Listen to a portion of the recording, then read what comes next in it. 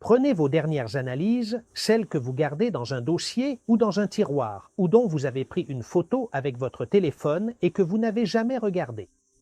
Comptez les lignes qu'elles contiennent, chacune avec une information différente. 30, 40, parfois plus. Et maintenant, je vais vous poser une question que vous ne vous êtes probablement jamais posée. Parmi tous ces chiffres, savez-vous par hasard combien ont été obtenus directement à partir de votre sang? Vous voyez, pendant des années, j'ai supposé que c'était le cas pour tous. Je pensais que le sang était dans le tube, que ce tube était inséré dans une machine qui l'analysait et qu'elle vous renvoyait les chiffres. Comme la jauge d'essence d'une voiture, vous insérez la sonde, vous lisez le niveau et vous obtenez l'information. Mais il s'avère que non, ce n'est pas le cas.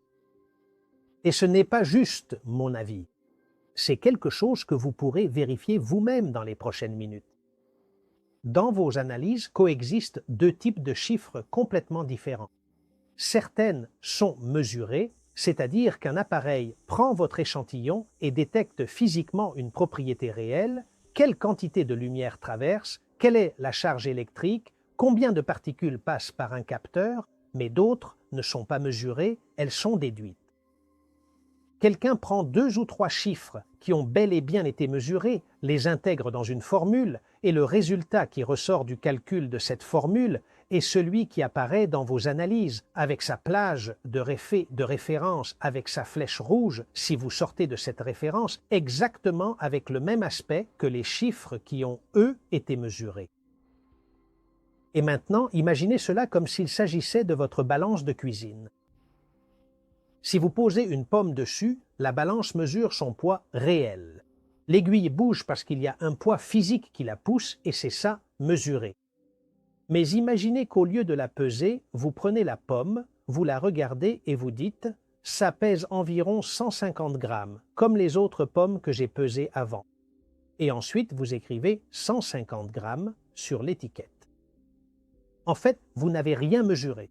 Ce que vous avez fait, c'est une estimation avec cette pomme en particulier, sans passer par la balance et basée sur des pommes que vous avez pesées à un autre moment. Et c'est là le problème. Si ensuite vous écrivez ce nombre sur l'étiquette avec la même écriture, le même format et le même aspect officiel que si la balance l'avait indiqué, personne, en regardant l'étiquette, ne pourrait distinguer lequel est lequel. Eh bien, c'est exactement ce qui se passe dans tes analyses avec certaines de leurs données. Et voici la première information que je veux que tu retiennes, même si je ne te l'explique pas encore complètement. L'une des institutions de santé les plus importantes des États-Unis d'Amérique reconnaît par écrit que l'un des chiffres utilisés pour te dire si ton rein fonctionne bien n'est en fait pas ton chiffre réel, c'est juste une estimation. Et ce sont eux qui le disent, ce n'est pas moi, et je t'en parlerai un peu plus tard. Mais concentrons-nous maintenant. Aujourd'hui, je vais prendre tes analyses avec toi et nous allons ensemble séparer ces lignes en 2 tas, celui de ce qui a pu être mesuré directement et celui de ce qui a été calculé à l'aide d'une formule, souvent avec des constantes fixées il y a des décennies. Et ce qui est encore pire, ces constantes ont été fixées à l'époque sur la base de groupes de personnes qui ne te ressemblaient probablement en rien. Et ça ne s'arrête pas là. Tu vas aussi découvrir que plusieurs des chiffres qui t'inquiètent le plus quand tu les vois en rouge font partie du 2e tas, le tas de ceux qui sont calculés. Commençons par le cas le plus connu, celui que tu as sûrement déjà vu dans tes propres analyses, même si tu ne t'y es jamais attardé, l'hématocrite. Et ce mot, hématocrite, te fait sûrement penser à un diagnostic sérieux, mais le concept qui se cache derrière est très simple. C'est le pourcentage de ton sang occupé par les globules rouges. Si ton hématocrite est de 45, cela signifie que pour chaque 100 ml de sang, 45 sont des globules rouges et le reste est du plasma et d'autres composants. Et voici la première donnée de la vidéo, celle qui ouvre le 2e groupe. L'hématocrite ne se mesure pas, il est calculé par l'appareil. Et je ne te dis pas ça par oui-dire. C'est confirmé par StatPearls, la base de référence clinique des Instituts nationaux de la santé des États-Unis. il est clairement indiqué « L'hématocrite est calculé à partir de la numération des globules rouges et de leur volume moyen ». Et c'est également confirmé par l'Université Cornell dans sa documentation clinique d'hématologie. Ils y disent « L'hématocrite est littéralement une valeur calculée par les analyseurs automatiques modernes et non une mesure directe. » Et je m'arrête un instant sur ce point précis, car il faut bien comprendre que ce n'est pas une simple nuance technique sans importance. C'est en réalité la base fondamentale de tout ce qui va suivre par la suite. L'analyseur qui traite votre échantillon ne possède aucun capteur capable de voir directement quel pourcentage de votre sang est constitué de globules rouges. Ce qu'il fait, c'est prendre deux autres données, les multiplier et vous donner le résultat comme s'il s'agissait d'un fait observé. Et voici le clou du spectacle, la donnée qui remet en question tout ce que je viens de vous dire. La définition officielle de l'anémie de l'Organisation mondiale de la santé n'utilise pas non plus l'hématocrite. Elle utilise l'hémoglobine avec ses propres seuils mesurés directement sans passer par aucun calcul. L'hématocrite peut accompagner ce diagnostic, mais le critère officiel, celui fixé par l'Organisation mondiale de la santé depuis 1968 et mis à jour en 2024, s'appuie sur le chiffre qui est réellement mesuré et non sur celui qui est calculé. Réfléchissez-y bien. L'anémie, expliquée simplement, consiste essentiellement à avoir trop peu de globules rouges et l'hématocrite est littéralement le pourcentage de votre sang constitué de globules rouges. Il est donc logique que, dans l'esprit de presque tout le monde, ce soit ce chiffre qui soit associé au fait d'avoir ou non une anémie.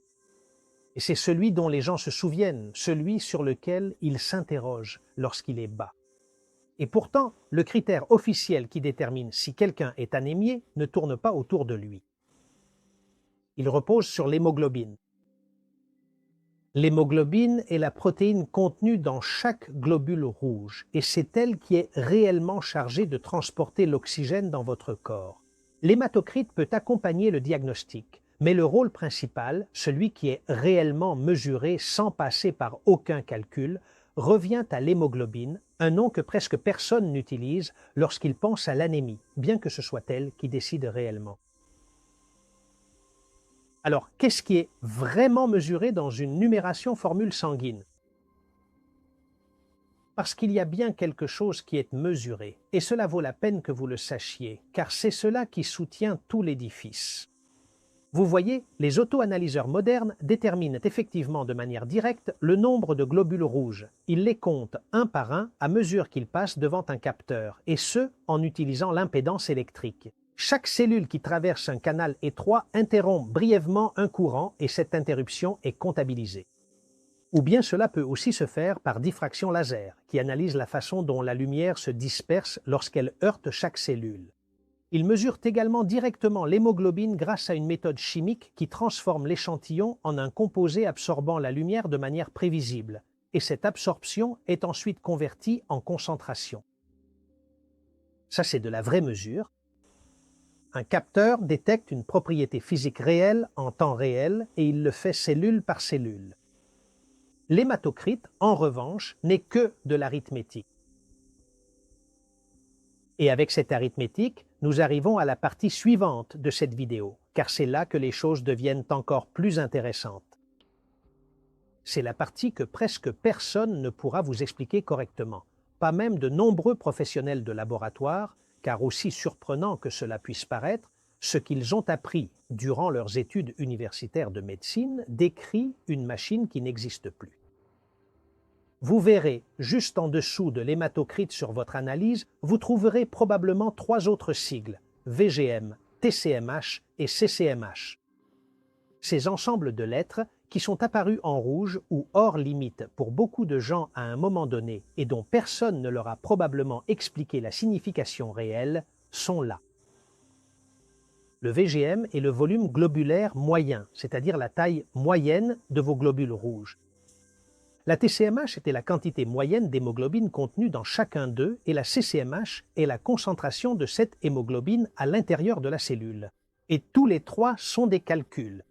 Aucun n'est mesuré en tant que tel par un capteur dédié à cette propriété exacte. Mais attention à ceci, tous les calculs ne se valent pas. La formule enseignée dans les manuels scolaires indique que le VGM se calcule en multipliant l'hématocrite par 10 et en divisant par le nombre de globules rouges. Et ces indices ont été établis par un chercheur nommé Wintrobe dans les années 30 du siècle dernier, c'est-à-dire il y a près de 100 ans. Et maintenant, faites attention à l'ordre. D'abord, l'hématocrite. Ensuite, avec cette donnée, on calcule le VGM. Et cela, honnêtement, avait tout son sens, mais à l'époque. Car à cette époque, l'hématocrite était réellement mesuré. On centrifuguait le sang dans un tube, les globules rouges se compactaient au fond et on lisait le résultat avec une règle. Quelle proportion de la colonne ils occupaient? Par conséquent, c'était une donnée physique, réelle et visible que l'on obtenait. Mais aujourd'hui, les analyseurs ne centrifugent rien.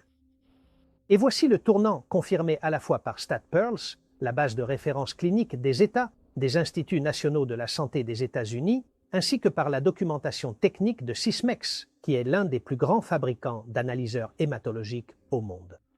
Vous voyez, les appareils actuels mesurent le VGM de manière directe, cellule par cellule, à partir d'un histogramme de volume.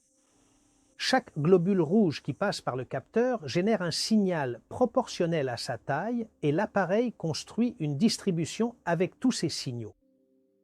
Le VGM est la moyenne de cette distribution et il s'agit bien là d'une mesure réelle. À partir de là, une fois le VGM mesuré, l'appareil calcule l'hématocrite en multipliant le nombre de globules rouges par ce VGM. C'est exactement l'inverse de ce que dit la formule de Wintrobe. La formule classique décrit une machine de 1930, alors que la machine utilisée par votre laboratoire aujourd'hui effectue le calcul dans le sens inverse. Ainsi, l'hématocrite, le chiffre qui ouvrait cette vidéo, n'est pas seulement une déduction, c'est aussi une déduction qui s'appuie sur une mesure réelle du VGM, même si le manuel scolaire, avec lequel on enseigne encore, vous raconte l'histoire à l'envers. Passons maintenant à la CCMH. Avec celle-ci, il n'y a aucune ambiguïté. C'est un calcul effectué sur un autre calcul obtenu en divisant l'hémoglobine, dont je vous ai déjà dit qu'elle est mesurée directement par l'hématocrite, qui, comme je viens de vous le montrer, est un chiffre dérivé. Et maintenant, encore une fois, arrêtez-vous avec moi. Et je sais que cela peut vous sembler être un jargon de laboratoire, mais retenez simplement une idée. Rien de tout cela ne signifie que ces chiffres sont inutiles. Vous voyez, le VGM mesuré est une donnée réelle et précieuse. Ce que cela signifie, c'est que tout nombre dérivé de celui-ci, l'hématocrite puis la CCMH, entraîne la marge d'erreur de tout ce qui se trouve en dessous. Et plus il y a d'étages de calcul, moins vous savez exactement ce que vous regardez. Et il nous reste encore à voir jusqu'où va cette chaîne de calcul, car l'hémogramme n'est que le début. Et maintenant, avec ces informations, je vais changer de rythme un instant, car je vais faire une brève digression, mais cela mérite d'être mentionné, car la donnée qu'elle contient est du genre de celle que, une fois connue, vous aurez probablement envie de partager avec votre famille et vos amis. Dans vos analyses, il y a presque certainement une ligne qui indique bilirubine totale. Et si le laboratoire vous fournit des informations complètes, vous verrez peut-être aussi de la bilirubine directe et de la bilirubine indirecte. La bilirubine est un déchet. Elle est générée lorsque votre corps recycle les vieux globules rouges et votre foie se charge de la traiter afin que vous puissiez l'éliminer. Et c'est important pour deux raisons. Si elle s'accumule dans le sang, elle est directement responsable de l'ictère, c'est-à-dire cette coloration jaunâtre de la peau et des yeux que beaucoup de gens ont déjà vue sans savoir exactement pourquoi cela se produit. Et en plus, en tant que marqueur, elle est très révélatrice. Un taux élevé de bilirubine peut indiquer que vous détruisez des globules rouges plus rapidement que la normale ou que votre foie ne traite pas correctement ce qui lui parvient. Eh bien, la totale, la bilirubine totale, est mesurée directement par une analyse chimique et la directe est également mesurée directement avec une autre méthode chimique spécifique. Mais l'indirecte n'est pas mesurée, elle est calculée par différence. Et cela est confirmé par StatPearls, qui est la base de référence clinique des Instituts nationaux de la santé des États-Unis, comme je vous le disais, et ce qu'elle indique, c'est que la bilirubine totale est mesurée conjointement avec la directe, et que l'indirecte est obtenue en soustrayant l'une de l'autre. Vous prenez la bilirubine totale, vous soustrayez la directe, et ce qu'il reste, c'est l'indirect. Il n'existe aucun capteur capable de détecter la bilirubine indirecte en tant que telle. C'est essentiellement ce qu'il reste après la soustraction. Et voici l'information que je veux que vous reteniez de cette partie, car c'est celle qui va à l'encontre de l'intuition. Chez une personne en bonne santé, la bilirubine indirecte n'est ni la fraction la plus petite, ni une fraction anecdotique. Selon ces mêmes instituts nationaux de la santé des États-Unis, elle représente plus de 90% de toute la bilirubine qui circule dans votre sang. C'est-à-dire que 9 parties sur 10 de ce chiffre correspondent précisément à la partie que personne n'a mesurée. Et maintenant, réfléchissez-y un instant. Ce n'est pas un chiffre secondaire calculé sur un total qui, en grande partie, a bien été mesuré. C'est exactement l'inverse. Ce qui domine le résultat, c'est la soustraction. C'est le troisième cas de la vidéo, et nous ne sommes pas encore arrivés à celui qui va vous faire le plus mal, car le suivant n'est pas une donnée de laboratoire de routine que presque personne ne regarde. C'est le chiffre avec lequel on peut aller jusqu'à vous dire que vous avez une maladie rénale chronique et grave. Et c'est là le cœur de la vidéo. Ce n'est pas un hasard, car sur les 6 cas que je vais vous présenter aujourd'hui, c'est celui qui a le plus de conséquences. Je vais vous parler du débit de filtration glomérulaire. Sur vos analyses, il peut apparaître sous le sigle DFG, EGFR ou TFG estimé. C'est le chiffre qui permet de diagnostiquer une maladie rénale chronique et de la classer en stade 1, 2, 3, 4 ou 5. Plus le chiffre est bas, plus le stade est grave. Et ce n'est pas une échelle abstraite. Au stade 5, qui est le plus grave, vos reins fonctionnent à moins de 15% de la capacité des reins sains d'une personne jeune. Et à ce stade, la seule façon de rester en vie est la dialyse ou une greffe. Et en cours de route, bien avant d'en arriver là, le risque de subir un problème cardiovasculaire grave a déjà commencé à augmenter. Le plus dangereux dans tout cela, c'est que la maladie rénale progresse presque en silence. Pendant des années, vous ne ressentez rien. Il n'y a aucune douleur pour vous avertir. Et le seul signe disponible pendant longtemps est ce chiffre dans vos analyses. C'est littéralement le chiffre qui indique à votre médecin si vos reins fonctionnent ou non. Et comment l'obtient-on? Eh bien, voyez-vous, cela ne se mesure pas. Cela s'estime avec une formule qui combine votre créatinine, qui, elle, se mesure dans le sang, votre âge et votre sexe. Imaginez maintenant qu'un tailleur vous confectionne un costume sans prendre vos mesures et qu'à la place, il utilise une enquête réalisée il y a des années auprès de milliers de personnes de votre âge et de votre taille approximative et qu'avec ces données, il calcule la taille moyenne de ce groupe pour vous fournir ce costume. Il se peut qu'il vous aille bien, mais peut-être pas, car ce n'est pas votre mesure, c'est la mesure moyenne de personnes qui vous ressemblent. Eh bien, c'est exactement ce que fait la formule de filtration rénale. Et ce n'est pas moi qui le dis, ce sont, encore une fois, les Instituts nationaux de la santé des États-Unis, le NIDDK, qui le disent avec ces mots presque exacts dans leurs documents officiels sur la façon dont le débit de filtration glomérulaire est estimé. Et leur phrase est la suivante. Le DFG estimé qui apparaît sur votre rapport est la meilleure estimation de la filtration du patient, mais ce n'est pas la filtration réelle du patient. Et ici, arrêtez-vous un instant sur cette phrase, car elle provient de l'institution de santé publique la plus importante des États-Unis, qui parle du chiffre utilisé chaque jour dans le monde entier pour diagnostiquer une maladie rénale. Et le même document du NIDDK ajoute quelque chose de plus qui se connecte directement au fil conducteur de toute cette vidéo. Ces équations donnent la meilleure estimation de la filtration moyenne d'un groupe de personnes d'un certain âge, d'une certaine race, d'un certain sexe et d'une certaine créatinine, mais pas de la vôtre. Et maintenant, 3 détails qui viennent clore cette partie et que je veux que vous connaissiez car il montre qu'il ne s'agit pas seulement d'une curiosité technique, mais de quelque chose qui a changé avec le temps et qui en fait continue de changer.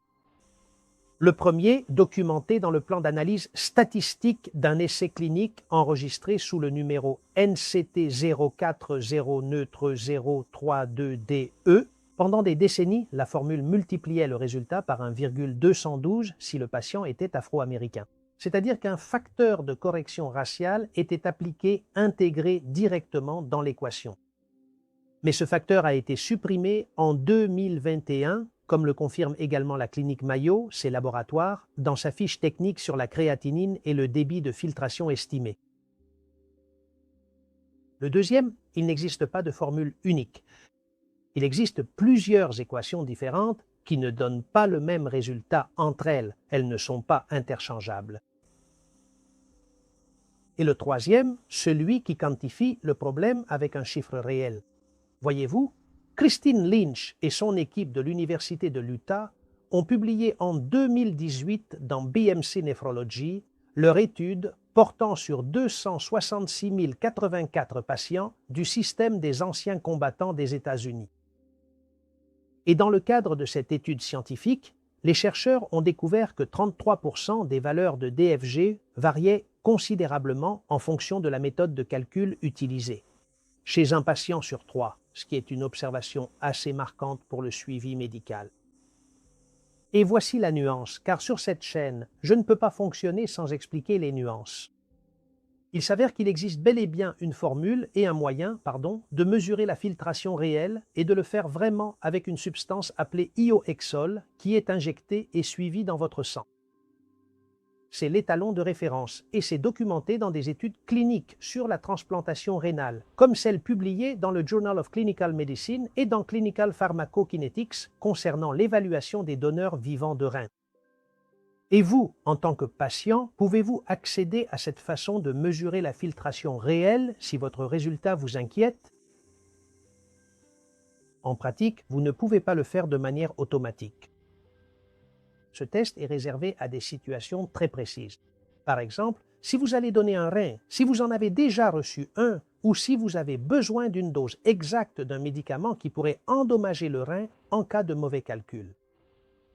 Par conséquent, ce n'est pas ce que reçoit quelqu'un qui voit simplement un chiffre bas dans ses analyses annuelles. Et quand c'est votre cas, ce que vous recevrez sera toujours une estimation. Nous en sommes donc déjà à 4 cas, l'hématocrite, la CCMH, la bilirubine indirecte et maintenant le débit de filtration rénale. Et le schéma commence à se répéter tellement qu'il est probable que votre cerveau anticipe déjà ce qui va suivre. Eh bien oui, je vais maintenant confirmer ce schéma avec vous, et je vais le faire avec un cas qui intéresse beaucoup plus de gens que vous ne le pensez, car il touche directement quelque chose qu'il est à la mode de rechercher, la résistance à l'insuline. Si vous avez fait une analyse avec un profil métabolique, il est fort possible que vous ayez vu le terme HOMA ou HOMA-IR et que personne ne vous ait jamais expliqué d'où il vient. Eh bien, voyez-vous, le HOMA est l'indice utilisé dans la pratique clinique courante pour estimer si votre corps devient résistant à l'insuline, c'est-à-dire si vos cellules ont besoin de plus en plus d'insuline pour effectuer le même travail. Et ce n'est pas un problème rare ni marginal, car, voyez-vous, selon les données des enquêtes de santé aux États-Unis, 4 adultes sur 10 âgés de 18 à 44 ans sont résistants à l'insuline, bien que la plupart ne le sachent pas. Il y a 20 ans, ce chiffre était inférieur à la moitié. Et le principal facteur de risque est l'excès de graisse abdominale, suivi d'une vie sédentaire et d'une alimentation chargée en sucre et en produits ultra transformés. Et ce n'est pas seulement le cas chez les adultes, car cela apparaît de plus en plus fréquemment chez des adolescents qui n'ont même pas de surpoids évident. Et comment cela se calcule-t-il? Ils prennent votre glycémie à jeun, la multiplient par votre insuline à jeun et divisent le résultat par 405 ou par 22,5 si vos unités sont en millimoles par litre au lieu de milligrammes par décilitre. Et maintenant, regardez la structure. Il y a 2 choses qu'ils mesurent réellement, la glycémie et l'insuline. Et ensuite, il y a une constante et une division. c'est-à-dire que c'est exactement le même schéma que vous pourrez déjà reconnaître quand nous aborderons le cholestérol. Et cet indice n'a pas été inventé par un algorithme récent. Il a été proposé en 1985 par David Matthews et Ruari Holman avec leur équipe de l'Université d'Oxford dans un article publié dans la revue Diabetologia. Ils lui ont donné un nom technique, Homeostasis Model Assessment. Mais l'idée au fond est la même que celle que vous avez déjà vue 2 fois dans cette même vidéo. Ils ont converti 2 nombres mesurés en un 3e nombre calculé. Et voici la donnée qui fait de ce cas l'un des meilleurs exemples de toute la vidéo, car il possède son propre modèle de référence réel. C'est-à-dire qu'il existe un moyen de mesurer réellement et avec précision la résistance à l'insuline d'une personne, appelée clamp euglycémique hyperinsulinémique, qui consiste à administrer de l'insuline et du glucose par voie intraveineuse de manière contrôlée avec des mesures répétées pendant des heures, en ajustant constamment le goutte à goutte pour maintenir le glucose stable. En d'autres termes, c'est un test réel, direct et précis, et il est presque entièrement limité à la recherche. Aucun hôpital ne vous le fera lors d'un examen de routine car c'est coûteux, lent et nécessite du personnel spécialisé pendant toute la durée de l'intervention. Donc, en pratique, ce qui est utilisé en consultation, c'est le HOMA, le calcul. Et il y a un détail de plus qui fait directement le lien avec ce que vous savez déjà des autres cas. La constante 405 n'est pas sortie de nulle part. Elle provient d'une recherche originale de 1985 et est spécifiquement ajustée pour qu'un adulte en bonne santé et sensible à l'insuline obtienne un résultat proche de 1. Et dans cette étude de validation, les personnes en bonne santé étaient âgées de 23 à 67 ans et les patients diabétiques de 46 à 68 ans. C'est donc une autre constante qui a été établie il y a plus de 4 décennies sur la base d'un groupe spécifique de personnes qui très probablement ne vous ressemblaient en rien. Mais il y a autre chose que je veux que vous sachiez, car cela fait le lien avec tout ce que nous sommes en train d'examiner. En 1998, le même groupe d'Oxford qui a créé le HOMA original a publié un modèle amélioré. Ils l'ont appelé HOMA 2 et il ne s'agissait plus d'une simple multiplication et d'une division. Dans cette nouvelle méthode de calcul, on utilise un modèle informatique qui prend en compte des éléments que la formule de 1985 ne considérait pas. Par exemple, la résistance au glucose dans le foie et dans le reste du corps séparément. Et des études confirment que ce modèle amélioré prédit mieux si une personne finira par développer un diabète que le HOMA original. Et ici, ce qui est important pour ce que je suis en train de vous raconter, c'est que, une fois de plus, le schéma que je vous ai déjà montré 3 fois dans cette même vidéo apparaît et vous venez de le retrouver, se répétant une fois de plus pour la 4e fois. Et ce qui est le plus frappant, c'est que le modèle amélioré n'est presque pas utilisé. Il nécessite un logiciel spécifique. Il ne peut pas être calculé à la main ni avec une calculatrice simple. C'est pourquoi, près de 30 ans après l'existence d'une meilleure version, ce qui continue d'être demandé et calculé dans l'immense majorité des consultations reste une formule simple qui a commencé à être utilisée en 1985, il y a plus de 40 ans, avec son diviseur fixe de 405. Et oui, il existe quelque chose de mieux, mais presque personne ne l'utilise. Le voilà à nouveau. Et nous en sommes déjà à 5 cas, hématocrite, CCMH, bilirubine indirecte, filtration rénale et maintenant la résistance à l'insuline. Et dans 4 de ces 5 cas, de plus, il existe un moyen de mesurer la vérité directement par centrifugation, par ioxol ou par clamp, qui n'est tout simplement pas utilisée de manière routinière parce qu'elle est coûteuse ou parce qu'elle est lente ou pour les 2 raisons. Avec ce schéma désormais ancré dans votre esprit, le moment est venu de parler du cas qui a donné naissance à toute cette vidéo. Car voyez-vous, c'est quelque chose qui, lorsque je l'ai compris, m'a fait réaliser que je devais temporairement arrêter la série sur le cholestérol pour commencer par vous expliquer la réalité concernant vos analyses.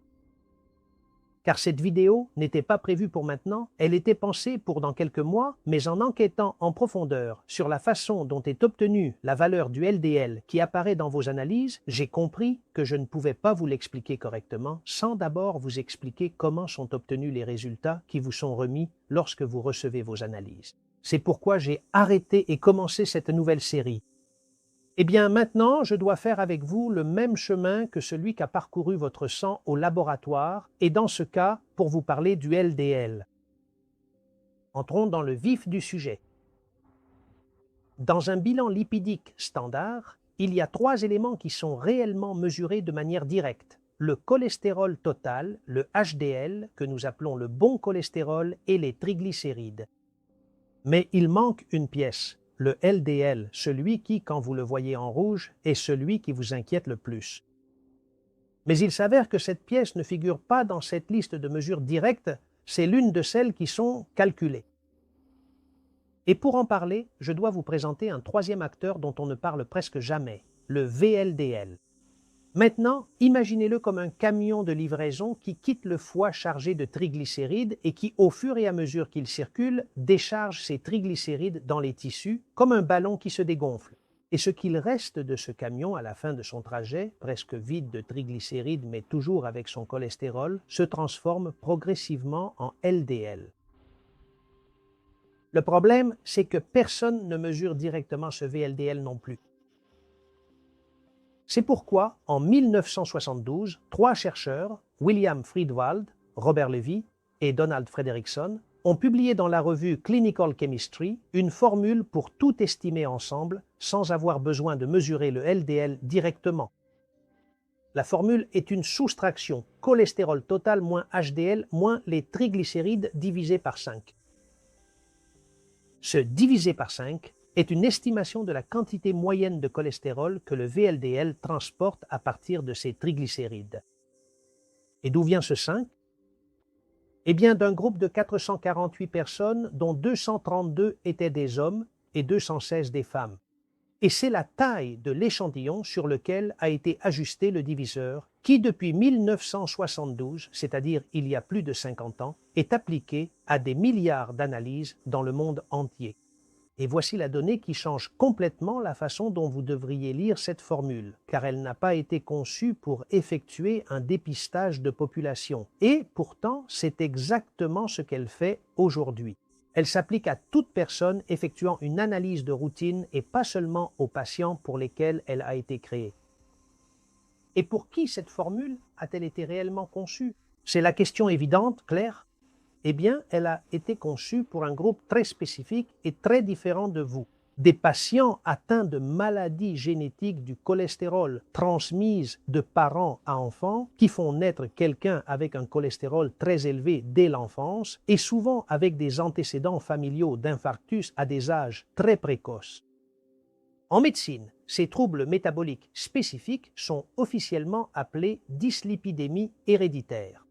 La formule a été initialement créée pour classer précisément ces patients, ou bien leurs proches parents qui auraient pu hériter de la même prédisposition génétique au sein d'un système de classification également conçu par Fredrickson, qui était d'ailleurs l'un des 3 auteurs principaux de cette étude fondatrice.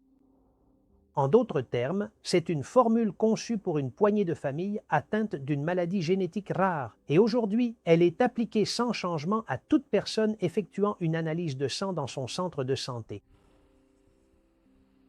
Et vous vous demandez sûrement, mais pourquoi ne mesure-t-on pas le LDL de manière directe dès le départ? Eh bien, c'est très simple et encore une fois, vous ne serez pas surpris, car la méthode qui le mesure avec précision, à savoir l'ultracentrifugation ou des alternatives comme l'électrophorèse, était et reste coûteuse, lente et totalement irréalisable pour une application à des millions de personnes.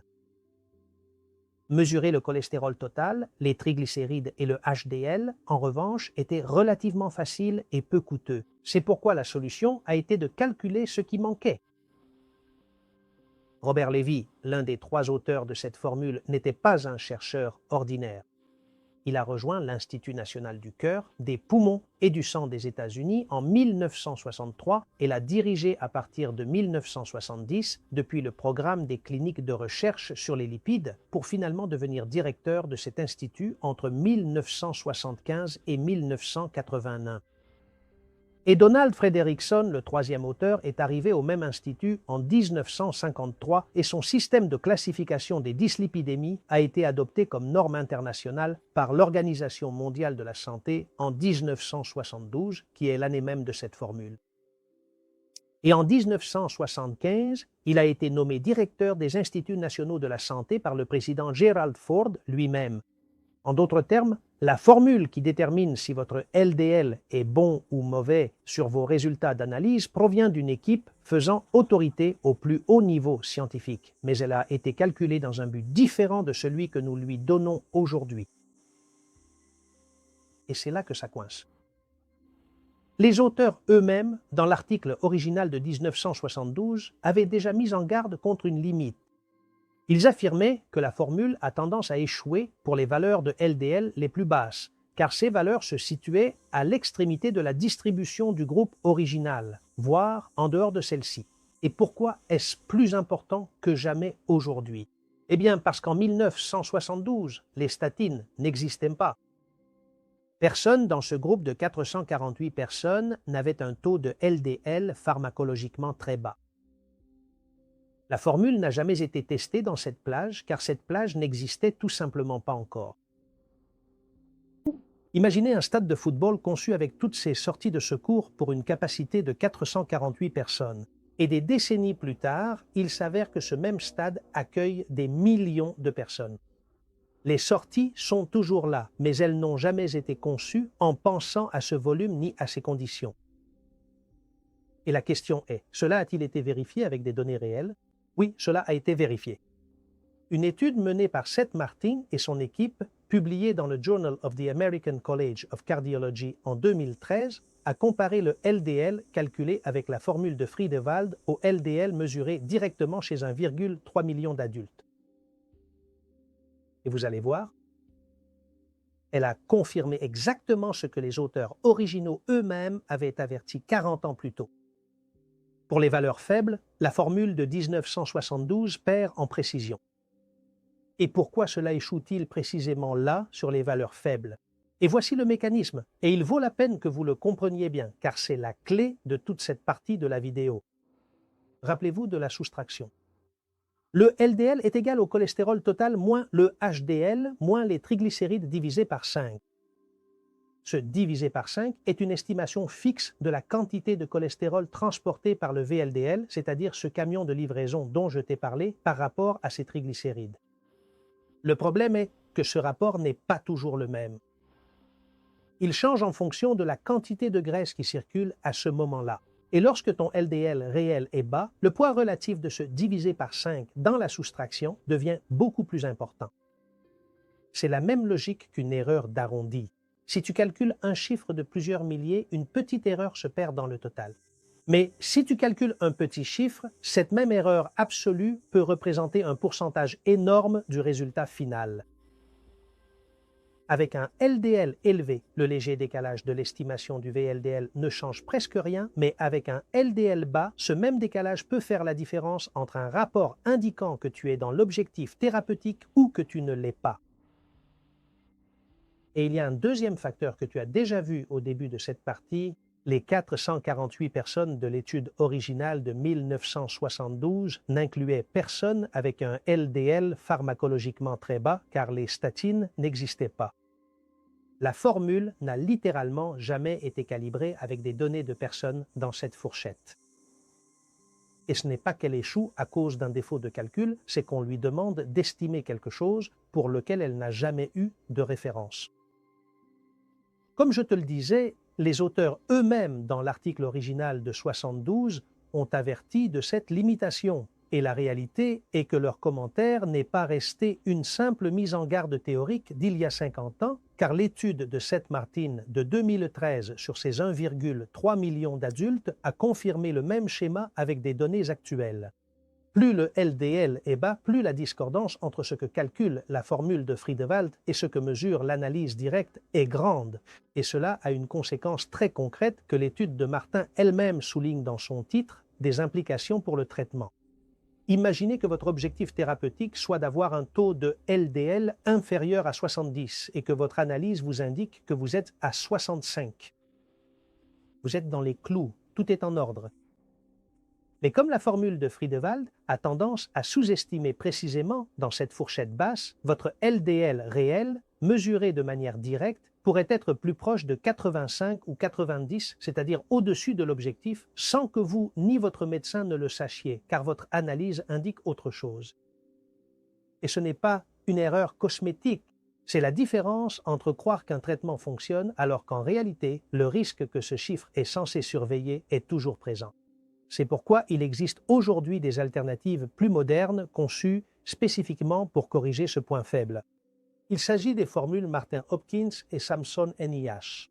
Alors, encore une fois, le voici. Le cholestérol LDL, le chiffre qui suscite le plus d'anxiété lors d'un examen médical, n'est pas non plus mesuré de façon routinière. Il est calculé, et ce, à l'aide d'une formule datant de 1972, ajustée sur 448 personnes pour un objectif différent de celui pour lequel nous l'utilisons aujourd'hui. Et avec ce 6e cas, le schéma que vous observez depuis le début de la vidéo se confirme totalement. Une partie importante des informations que vous recevez dans vos analyses est calculée et non mesurée. Et maintenant, avant de conclure sur ce que tout cela signifie pour vous, je veux m'arrêter un instant.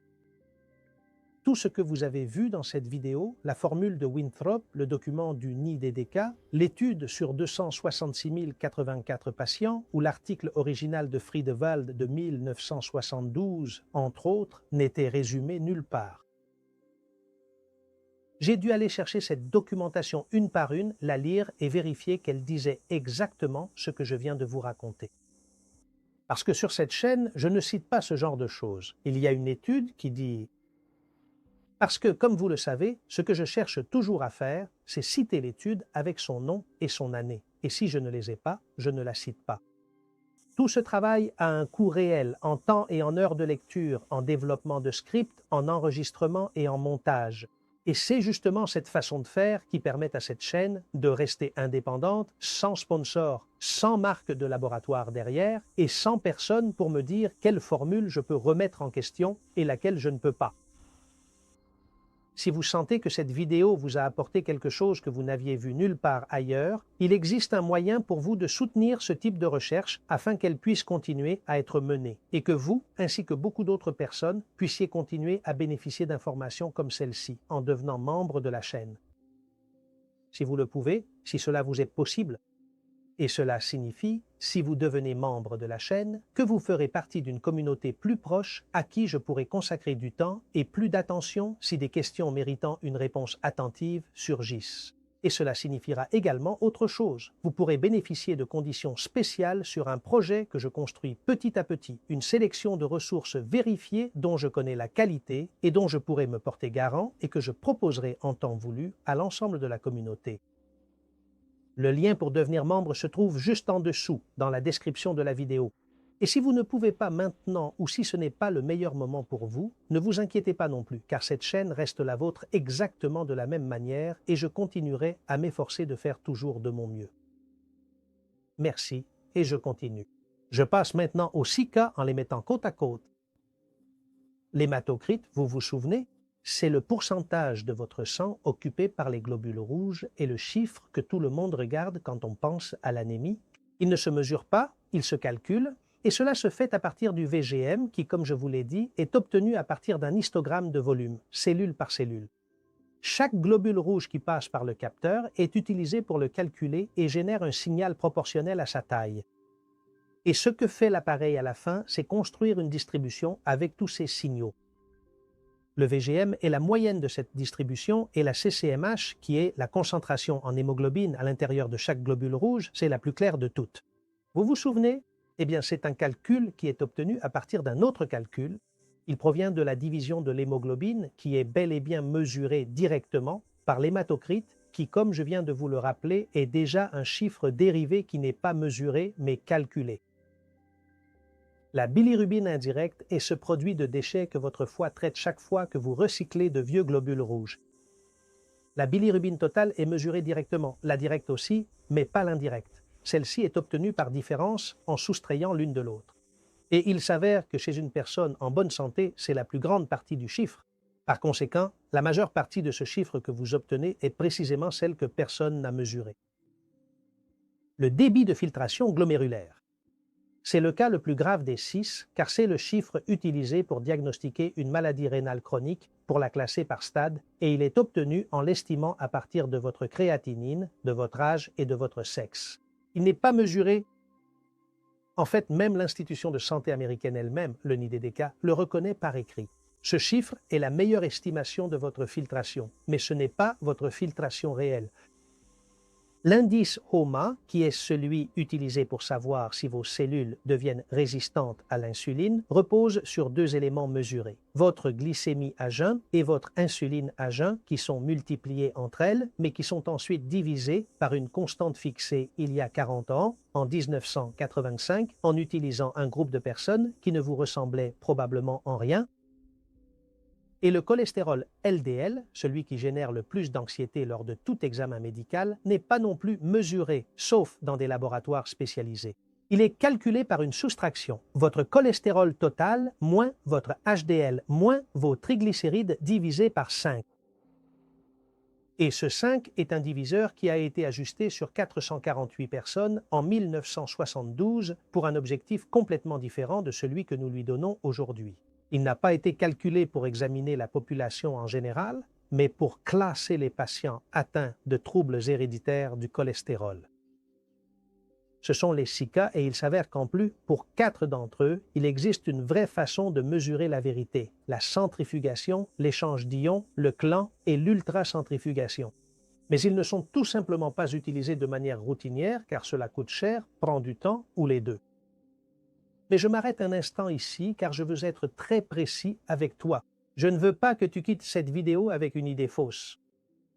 Rien de tout cela n'est mal.